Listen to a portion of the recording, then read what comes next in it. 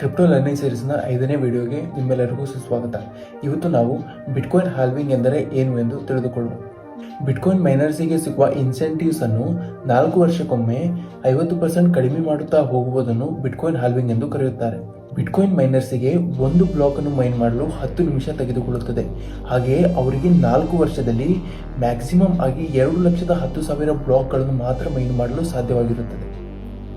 2009ರಲ್ಲಿ ಒಂದು ಬ್ಲಾಕ್ ಅನ್ನು ಮೈನ್ ಮಾಡಿದರೆ 50 ಬಿಟ್ಕಾಯಿನ್ ಇನ್ಸೆಂಟಿವ್ಸ್ ಆಗಿ ದೊರೆಯುತ್ತಿತ್ತು. 2012ರಲ್ಲಿ 25 ಬಿಟ್ಕಾಯಿನ್, 2016ರಲ್ಲಿ 12.5 ಬಿಟ್ಕಾಯಿನ್. ಹೀಗೆ ಎಲ್ಲ 4 ವರ್ಷ ಕಳೆದಂತೆ ಇದು 50% ಕಡಿಮೆ ಆಗುತ್ತಾ ಹೋಗುತ್ತದೆ. ಬಿಟ್ಕಾಯಿನ್ನ ಟೋಟಲ್ ಸಪ್ಲೈ 21 ಮಿಲಿಯನ್ ಯೂನಿಟ್ಗಳಾಗಿವೆ. ಆದರೆ 21 ಮಿಲಿಯನ್ ಯೂನಿಟ್ಗಳು ಈಗ ಸರ್ಕ್ಯುಲೇಷನ್ನಲ್ಲಿ ಇಲ್ಲ. ಏಕೆ ಎಂದು ತಿಳಿಯುವ.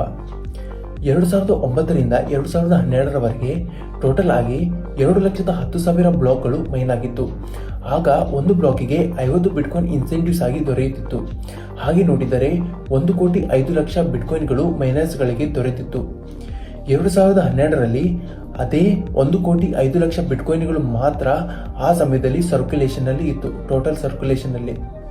ಹೀಗೆ ಒಂದೊಂದು ಬ್ಲಾಕ್ಗಳು ಮೈನ್ ಆದಂಗೆ ಬಿಟ್ಕಾಯಿನ್ಗಳು ಇನ್ಸೆಂಟಿವ್ಸ್ ರೂಪದಲ್ಲಿ ಸರ್ಕ್ಯುಲೇಷನ್ಗೆ ಬರುತ್ತದೆ. ಮುಂದಿನ ವಿಡಿಯೋದಲ್ಲಿ ಎಥೇರಿಯಂನ ಬಗ್ಗೆ ತಿಳಿದುಕೊಳ್ಳೋಣ.